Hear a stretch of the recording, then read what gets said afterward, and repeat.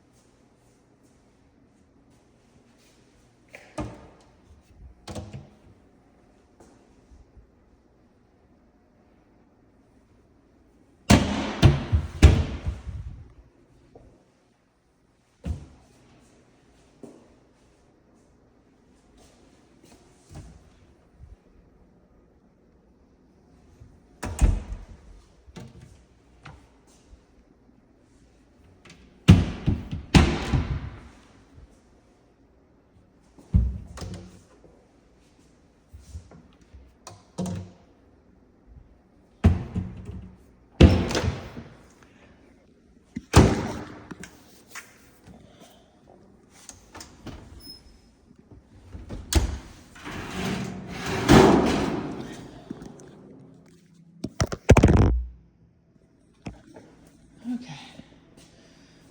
I recall this being here last time. She said the ice maker's not working, but I'm going to sit it in there. All the way to the bone.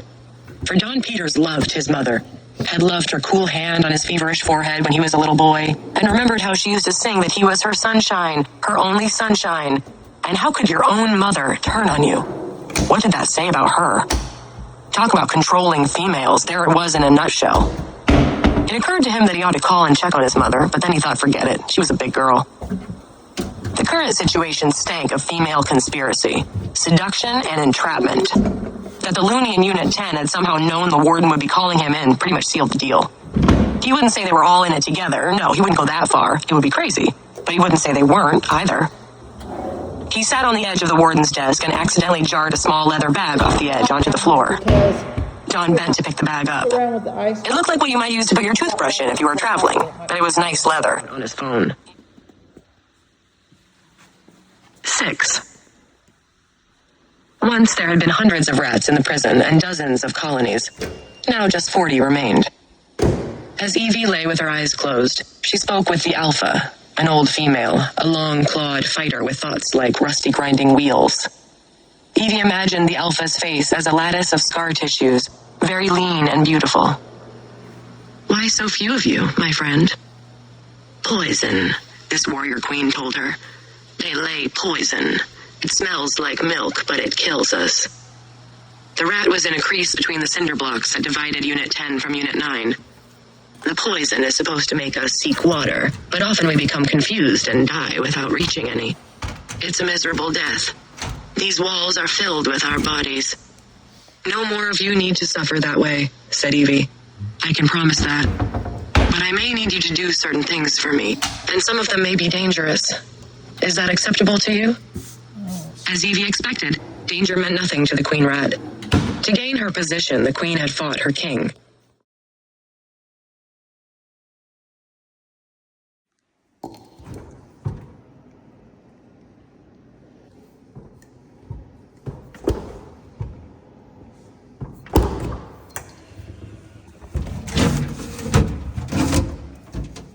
Doesn't matter. Oh dear. That's not good. Xanax, 10 milligrams. 2. Paper towels in here. Jeanette, you believe this? It was Angel Fitzroy, and the question made Jeanette clench up inside. Was what true? That Peters had taken her into the corner by the Coke machine and made her beat him off? Her headache wasn't just a headache anymore. It was a series of explosions. Bang, bang, bang. But no, that wasn't what Angel was talking about. Couldn't be. Ree would never tell anyone, Jeanette tried to comfort herself, her thoughts like shouts inside her skull, yet barely discernible over the detonations set off by her migraine. Then she guessed, hoped, what Angel was talking about. You mean the sleep thing? Angel stood in the doorframe of the cell. Jeanette was on her bunk, Ree was off somewhere. The floor of the wing was open in the late afternoon. Everyone on good report, free to roam. Yeah, of course that's what I mean. Angel slid smoothly into the cell, pulled up the single chair. You can't sleep. None of us can. Won't be too much of a problem for me because I don't sleep much anyway. Never did, not even as a kid. Sleeping's like being dead. The news of Aurora had struck Jeanette as preposterous. Women cocooned in their sleep? Had the migraine ruined her mind somehow? She wanted to take a shower, but she didn't want to talk to a guard. They wouldn't let her anyway. A prison had rules. The guards, the officers, were the rules incarnate. You had to do what they said or bingo, bad report. Okay. My head really hurts, Angel. I have a migraine. I can't handle the crazy. Angel inhaled deeply and loudly through her long, bony nose. Listen, sis. I'm not your sister, Angel. Jeanette was in too much pain to worry about how Angel would take a rebuke. But Angel just rolled right along. This thing's crazy, but it's real. I just seen Nell and Celia. What's left of them, anyway. They went to sleep, and now they wrapped up like fucking Christmas presents. Someone said McDavid's got it, too. Gone, baby, gone. I watched it grow on Nell and Celia. The stuff, it crawls right up, covers up their faces. It's like a fucking science experiment. Crawls right up, covers up their faces. So it was true. You could tell by the way Angel said it. Well, why not? It didn't matter to Jeanette. There was nothing she could do about it, or anything else. She closed her eyes, but a hand fell on her shoulder and Angel began to shake her. What? You going to sleep? Not while you're asking me questions and shaking me like I was popcorn. Quit it. The hand lifted away. Don't go to sleep. I need your help. Why? Because you're all right. You ain't like most of the rest of them. You got a head on your shoulders. You're as cool as a fool in a swimming pool. Something down or something. Aren't you even gonna let me tell you? I don't care. Remember that was- Although Angel didn't respond immediately, Jeanette felt her looming over the side of the bed. That's your boy? Jeanette opened her eyes. Angel was peering at the photograph of Bobby fixed on the painted square on the wall beside her bunk. In the photo, Bobby was drinking from a straw out of a paper cup and wearing a cap with Mickey ears. His expression was adorably suspicious, like he thought maybe somebody was going to try to snatch his drink and his hat and make a break for it. It was from when he was little, 4 or 5. Yeah, said Jeanette. Cool hat. Always wanted one of them. Jealous of the kids that had them. Photo looks pretty old. How old's he now? 12. It must have been about a year before the bottom completely fell out, when she and Damien took Bobby to Disney World. The boy in the photograph didn't know that his father was going to punch his mother one time too many, and that his mother was going to bury a clutch-head screwdriver in his father's thigh, and that his aunt was going to become his guardian while his mother did her time for second-degree murder. The boy in the photograph just knew that his Pepsi tasted great, and his Mickey hat was cool. What's his name? While she thought of her son, the explosions in Jeanette's head receded. Bobby. Nice name. You like that? Being a mom? The question slipped out without Angel knowing she meant to ask it. A mom. Being a mom. The idea made her heart stutter. She didn't let it show, though. Angel had her secrets, and she kept them close. Never been much good at it, said Jeanette, and forced herself to sit up.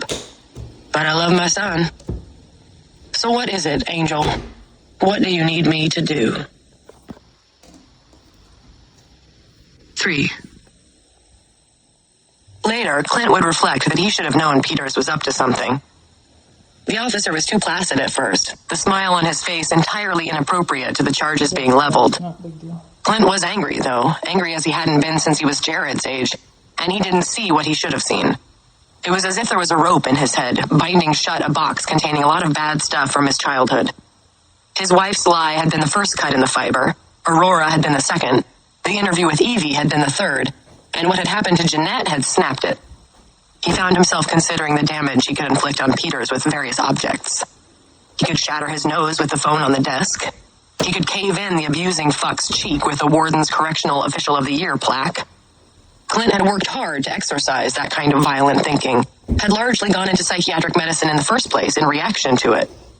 What had Shannon said that time? Clint, sweetie, if you keep fighting, someday you're gonna win too good. She'd meant that he'd kill someone, and maybe she had been right. It wasn't much later that the court granted him his independence, and Clint didn't have to fight anymore. After that, his senior year, he had consciously funneled his rage into running track. That had been Shannon's idea too, and a damn good one.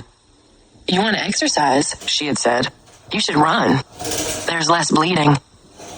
He'd run from that old life. Run like the gingerbread man. Run all the way to medical school, to marriage, to fatherhood. Most of the system kids didn't make it. Foster care was a true case of odds against. Many of them had ended up in jailhouses like Dooling Correctional or Lionhead Prison up the road, which, according to the engineers, was in danger of sliding down the hill. Indeed, there were plenty of system girls in Dooling, and they lived at the mercy of Don Peters.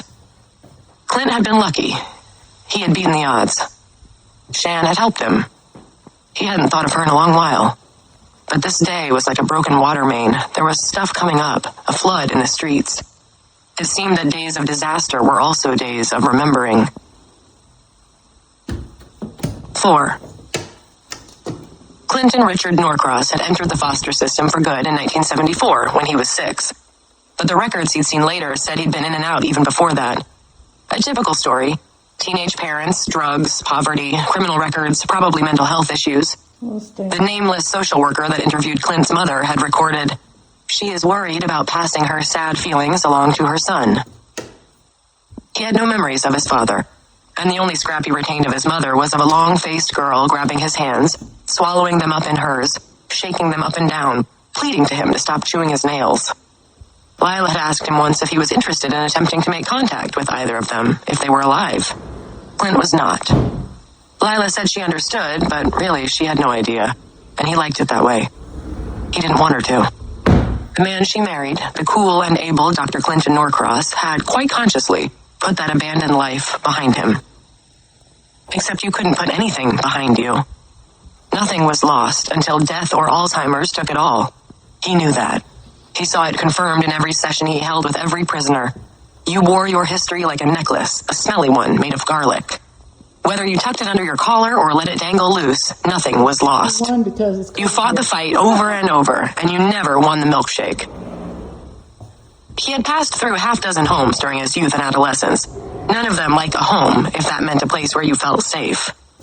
Perhaps it was no wonder that he had ended up working in a penitentiary. The feelings in prison were the feelings of his youth and young adulthood, a sense of being always on the verge of suffocation. Oh, wait. He wanted to help people who felt that way because he knew how bad it was, how it struck at the center of your humanity. Here. That was the core of Clint's decision to leave. Clint had never landed in any. How to put this back. The best he could say was that a few had been clean, run by foster parents who were efficient and unobtrusive, doing only what was required to collect their fee from the state. They were forgettable. But forgettable was great. You'd take forgettable. The worst were the worst in particular ways.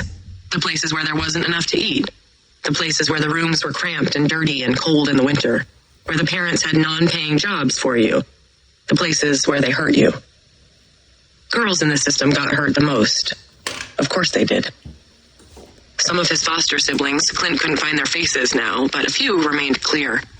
There was Jason, for instance, who killed himself at 13 by drinking a bottle of off-brand drain cleaner. Clint could summon up live Jason, and he could summon up dead Jason lying in his coffin. That was when Clint had lived with Dermot and Lucille Bertel, who boarded their Fosters not in their pretty Cape Cod house, but in a long shed-like structure out back with bare, splintery plywood floors and no insulation.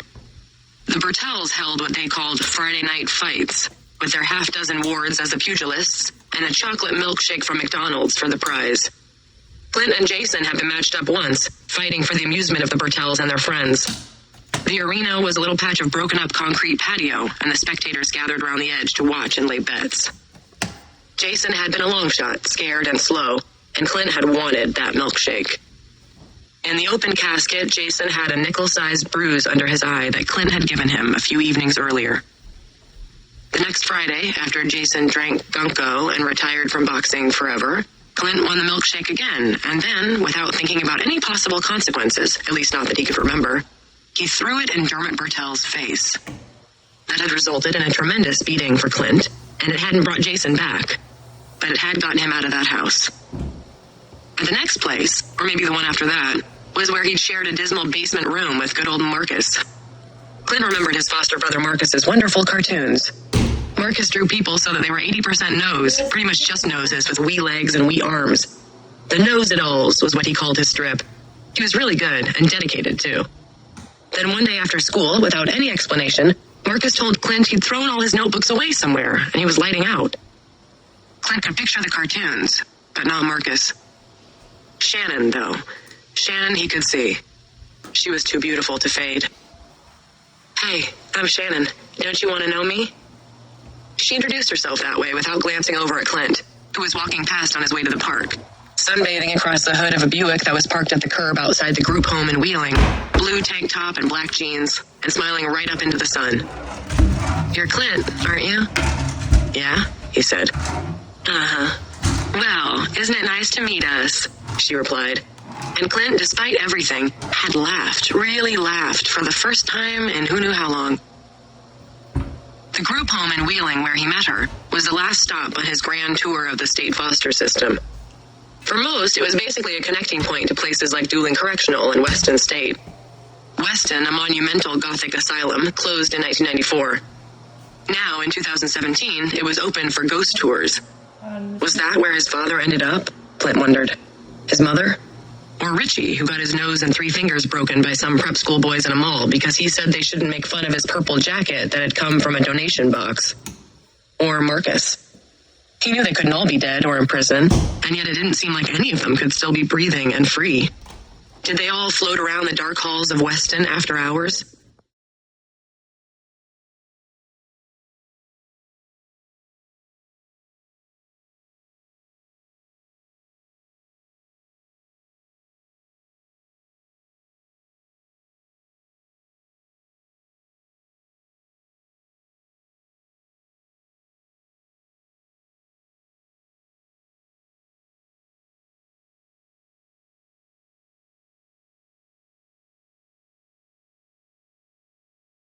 Because, you see,